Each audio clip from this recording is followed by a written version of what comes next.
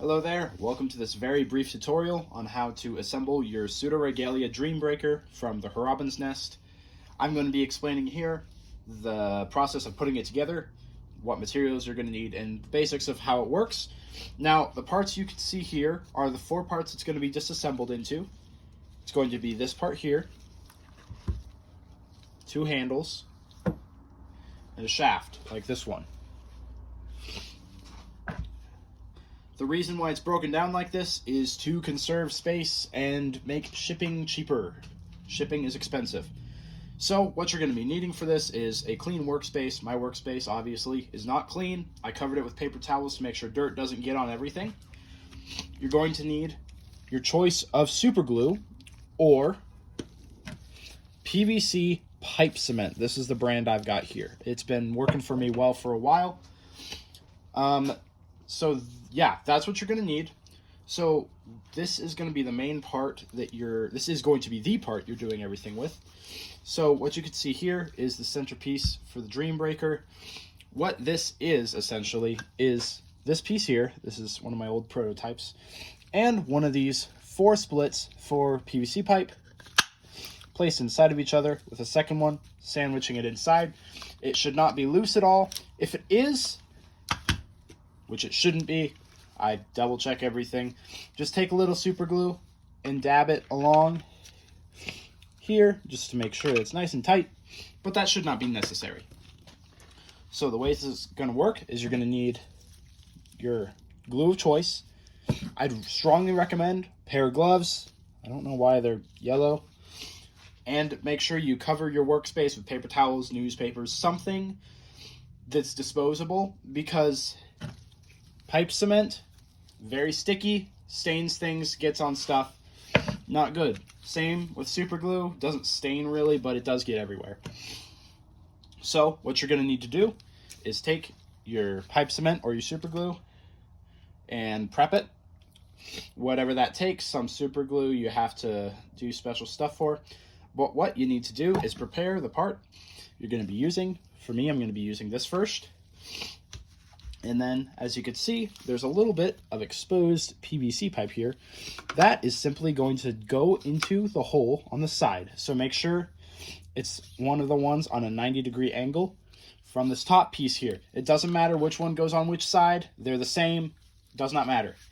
So what you're going to do is you need to lay this part down here and take some of your PVC cement or super glue and goop up the inside of this pipe, so this little bit in here. And you need to make sure from as soon as the goop is placed down, you act fast, because this stuff will dry extremely quickly.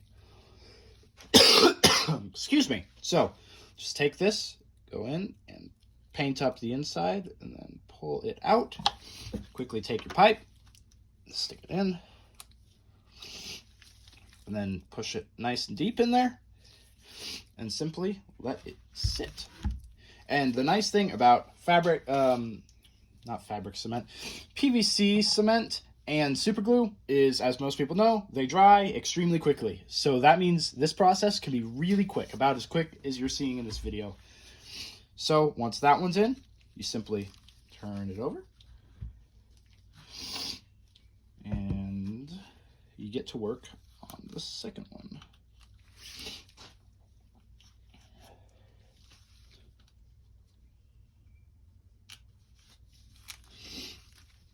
So we're gonna take this, wipe off all the excess because we don't want drippage. Want as little drippage as possible, and we're gonna go in, paint it up. This and quickly push it in, hold it there for a second, and then release. Perfect. And these both, like I said, these should solidify very quickly. Finally, we're going to need to do the big shaft, which, as you could probably guess, is simply more of the same. I'm going to lay this down like this. Sorry about all the coughing.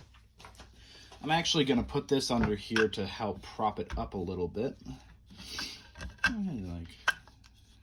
Do that. There we go. And then I'm going to take my large piece here. I got to make sure I get the right one. And then I'm going to wipe this off. And you need to make sure you use plenty on this one, because this part is the biggest, heaviest part of the prop. So you need to make sure you use enough to secure it real well. So, just like both other times, you're going to put it in, lube it up, pull out, and then push back in again, and hold it in place. Make sure that it is this part here, flat side, is flush with this. Well, it shouldn't be flush, but make sure that they match up pretty well, because if you don't, that'll take away from the looks of the prop. And once you've done that, you have a finished Dream Breaker. Full-size finished Dream Breaker prop. Here, let me take this. There you go. Pretty nifty. Everything is sturdy.